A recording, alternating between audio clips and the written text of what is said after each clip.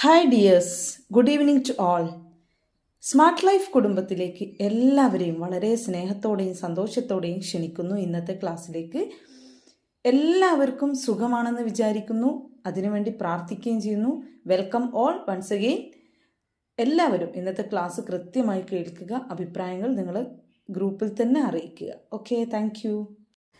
നമ്മുടെ ഇന്നത്തെ ടോപ്പിക്കിന് ഒരുപാട് പ്രാധാന്യമുണ്ട്. കാരണം ഈ ടോപ്പിക്ക് ഞങ്ങൾ ഏത് തരത്തിലുള്ള ടോപ്പിക്ക് ക്ലാസ് എടുത്താലും അതിൻ്റെ ഒരു ഡൗട്ടെങ്കിലും ഈവൻ ഗ്രൂപ്പിലോ അല്ലെ പേഴ്സണലായിട്ടോ ചോദിച്ചിട്ടുണ്ടാവും.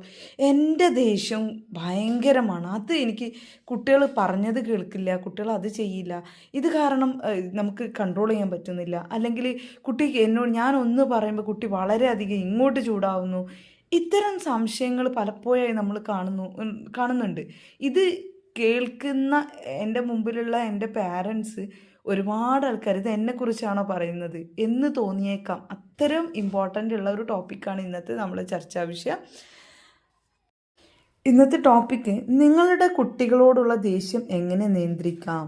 അതിന് നമ്മൾ ആദ്യം അറിയേണ്ടത്, ഞാൻ കുട്ടികളോട് ദേഷ്യം പിടിക്കുന്നുണ്ടോ? അപ്പോൾ പല പേരൻറ്റും പറയുന്നുണ്ട്, പിടിക്കാതെ അല്ലാതെ ജീവിച്ച് പോകാൻ പറ്റുമോ? അത്രയുമാണ്, സഹിക്കാൻ കഴിയാറില്ല ചിലപ്പോഴൊക്കെ എല്ലാവരെയും അല്ല പറയുന്നത്, പക്ഷെ പലപ്പോഴും ഇതാണ് നമ്മുടെ അവസ്ഥ. ഇതിലെ ഒരു 50% ആളുകളെങ്കിലും ഇങ്ങനെ ചിന്തിക്കുന്ന ആളുകളുണ്ട്. അപ്പോൾ അതായത് നമ്മുടെ ദേഷ്യം പലപ്പോഴും നമ്മുടെ കൺട്രോളിലല്ല.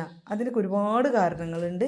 കുട്ടികൾ പറഞ്ഞത് കേൾക്കില്ല, കുട്ടികൾ നമ്മൾ പറയുന്ന കാരണങ്ങളാണ്. ആസ് എ പാരൻ്റ് എന്ന രീതിയിൽ ഞാനടക്കമുള്ള ആളുകൾ പറയുന്നത് കുട്ടികൾ പറഞ്ഞാൽ കേൾക്കില്ല. ഒരുപാട് തവണ പറയണ ഒരു കാര്യം എന്നാലേ അവരനുസരിക്കൂ. അതുപോലെ പിന്നെ മെയിനായിട്ട് അതാണ്. പിന്നെ എപ്പോഴും വഴക്കുണ്ടാക്കും, അല്ലെങ്കിൽ എന്തെങ്കിലും പറഞ്ഞാൽ അവരെന്നോട് വഴക്കുണ്ടാക്കും. ഇങ്ങനെ തുടങ്ങിയിട്ട് കുട്ടികളെ മേൽ അടിച്ചേൽപ്പിക്കുന്ന ഒരുപാട് തെറ്റുകളുണ്ട്. എപ്പോഴെങ്കിലും ചിന്തിച്ചിട്ടുണ്ടോ? ദേഷ്യം എന്ന് പറയുന്ന വികാരം അവർ ഒരു സ്റ്റിമുലേറ്റർ ആണ്, അല്ല എന്നല്ല. പക്ഷെ അവർ പറഞ്ഞതൊക്കെ കേൾക്കുകയാണെങ്കിൽ നമുക്ക് വല്ല ഫാൻസി ഷോപ്പിലൊക്കെ പോയാൽ നല്ല ഡോള് കിട്ടും വാങ്ങാൻ. അത്തരം ഒരു ഡോളിനെ വാങ്ങിക്കഴിഞ്ഞാൽ എന്തുണ്ടാവില്ല, നമ്മൾ പറയുന്നതെല്ലാം, പ്രത്യേകിച്ച് ഇന്നത്തെ കാലത്ത് റോബോട്ട് ഡോളൊക്കെ ഉണ്ട്, അങ്ങനത്തെ ഒക്കെ വാങ്ങിക്കഴിഞ്ഞാൽ നമ്മൾ പറയുന്ന എന്തും അവർ കേൾക്കും. ഒന്നും അനുസരിക്കാതിരിക്കില്ല, 100% ഗ്യാരണ്ടിയാണ്. പക്ഷേ ഇത് കുട്ടികളാണ് എന്ന് അതൊരു സ്റ്റിമുലേറ്റിംഗ് ഫാക്ടറാക്കി കണക്കാക്കാതെ, ഇവിടെ ഞാനാണ് ദേഷ്യം പിടിക്കുന്നത്, അവരല്ല. അത് അവരുണ്ടാക്കുന്ന ഫാക്ടർ അവരൊരു നമ്മളെ സ്റ്റിമുലേറ്റ് ആക്കുന്നുണ്ടെങ്കിൽ സ്റ്റിമുലേറ്റ് ആവുന്നത് ആരാണ്? എന്നെ ദേഷ്യം നിങ്ങൾ പിടിപ്പിക്കാൻ നോക്കുന്നു എന്ന് പറയുമ്പോൾ ദേഷ്യം പിടിക്കണോ വേണ്ടയോ എന്ന് വിചാരിക്കുന്ന ആൾ ഞാനാണ്, അല്ലേ? അങ്ങനെ ഇരിക്കുമ്പോൾ എൻ്റെ ദേഷ്യത്തിൻ്റെ കാരണം എന്ത്? പ്രത്യേകിച്ച് കുട്ടികളോട് നമ്മൾ ചിന്തിക്കേണ്ടിയിരിക്കുന്നു. പ്രധാനമായും ഒരു സിമ്പിളായിട്ടൊരു മുമ്പെപ്പോഴോ വായിച്ചൊരു ചെറിയ കഥ പറഞ്ഞിട്ട് തുടങ്ങാം. ഒരു ഉപ്പയും മകനും ഉമ്മയും കൂടെ ഒരു ഹോട്ടലിൽ ഫുഡ് കഴിക്കാൻ പോയി. അവർ പുതിയ കാറ് വാങ്ങി, അതിൻ്റെ സെലിബ്രേഷൻ്റെ ഭാഗമായിട്ട് ഇന്ന് ഫുഡ് കഴിക്കൽ പുറത്തുനിന്ന് ചെയ്യാം എന്ന് പറഞ്ഞാൽ പുതിയ കാറിൽ അവരെന്ത് ചെയ്തു, ഹോട്ടലിലേക്ക് ഫുഡ് കഴിക്കാൻ പോയി. അങ്ങനെ ഫുഡ് കഴിച്ചു, നല്ല ആർഭാടമായിട്ട് തന്നെ ഫുഡ് കഴിച്ചു.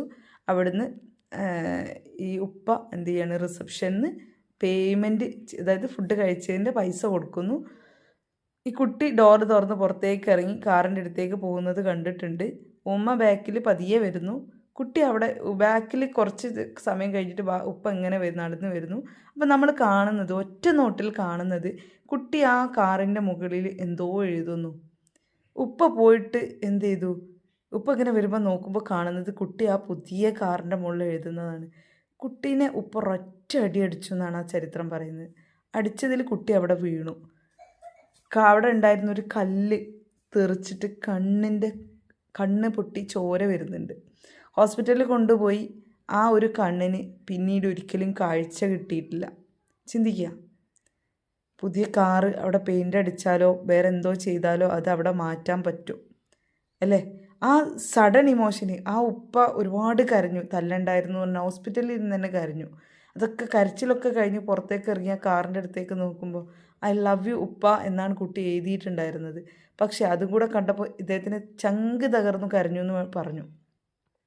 പക്ഷേ ഇത്തരം ഒരു സഡൻ ഇമോഷനാണ് പലപ്പോഴും നമുക്ക് ഓരോരുത്തർക്കും ഉണ്ടാകുന്നത്. അവിടെ എന്ത് എങ്ങനെ എന്ന് ചിന്തിക്കാതെയാണ് നമ്മൾ ഓരോരുത്തരും പ്രവർത്തിക്കാറ്. അപ്പോൾ നമ്മുടെയൊക്കെ ദേഷ്യം പലപ്പോഴും എന്തുകൊണ്ട് ഉണ്ടാവുന്നു എന്നുള്ളതാണ്. നമ്മുടെ ദേഷ്യത്തിൻ്റെ പലപ്പോഴും നമ്മുടെ കാരണം എന്ന് പറയുന്നത് നമ്മുടെ തന്നെ സ്ട്രെസ്സാണ്. എൻ്റെ സ്ട്രെസ്സ് അധികമാവുമ്പോഴാണ് ഞാനത് പുറത്തേക്ക് ആങ്കർ രൂപത്തിലേക്ക് പറഞ്ഞയക്കുന്നത് എന്നാണ് പറയുന്നത്. അതായത് എനിക്ക് ഒരുപാട് തരം പ്രഷർ, ടെൻഷൻ, സ്ട്രെസ്സ് എന്താണോ പറയേണ്ടത് അത് അതായത് ഒരു കാര്യം റിപ്പീറ്റായിട്ട് ഒരുപാട് തവണ കുട്ടികളോട് പറയുമ്പോൾ എനിക്ക് തലക്കൊരു കനം വരും. ഞാൻ അതിനെ നമ്മുടെ ശരീരത്തിലെ അഡ്രിനാലിൻ, കോർട്ടിസോളൊക്കെ ഉൽപ്പാദിപ്പിച്ച് ഞാൻ എന്ത് ചെയ്യാണ്, ആങ്കർ രൂപത്തിലേക്ക് പുറത്ത് തള്ളുകയാണ്.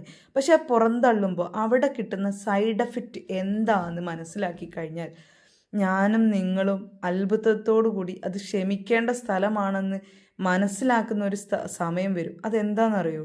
കാരണം ഓരോ കുട്ടിയിലും ഇങ്ങനെ വരുന്ന സമയത്ത് അവിടെ ആ കുട്ടിക്ക് പിന്നീട് ജീവിതത്തിൽ എപ്പോഴും ഒരു ഭയമായിരിക്കും എന്നാണ്. പലപ്പോഴും കൗൺസിലിങ്ങിന് വരുന്ന കേസുകളുടെ ഹിഡൻ ഒരു അല്ലെങ്കിൽ അതിൻ്റെ ഒരു റൂട്ട് ഫോക്കസ് ചെയ്ത് കഴിഞ്ഞാൽ അത് കാണാൻ പറ്റുന്നത് ഒരു പക്ഷേ പാരൻറ്റിങ്ങിൽ വരുന്ന ഒരു ഇഷ്യൂ ആയിരിക്കാം.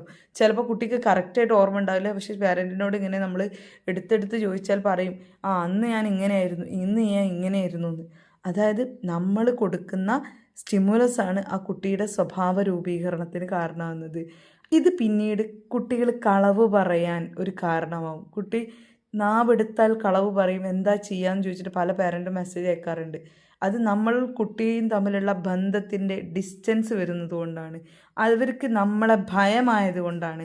ഇത്തരം ഭയങ്ങൾ, പേടി, ഇത്തരം പ്രശ്നങ്ങളൊക്കെ ഇല്ലാതാക്കണമെങ്കിൽ നമ്മൾ കുട്ടിയെ ഓരോ തെറ്റ് വരുന്ന സമയത്തും വളരെ കാം ആൻഡ് ക്വയറ്റായിട്ട് വളരെ സ്നേഹത്തോടു കൂടി അതിനെ തിരുത്താനായിരുന്നു ശ്രമിച്ചിരുന്നെങ്കിൽ നാളെ കുട്ടിക്കൊരു തെറ്റ് പറ്റിയാൽ എനിക്ക് ഈ തെറ്റ് പറ്റി എന്ന് പറയാനോ അല്ലെങ്കിൽ ഒരാവശ്യം വരുമ്പോൾ അത് പറയാനും കുട്ടിക്ക് സഹായകമാകുമായിരുന്നു.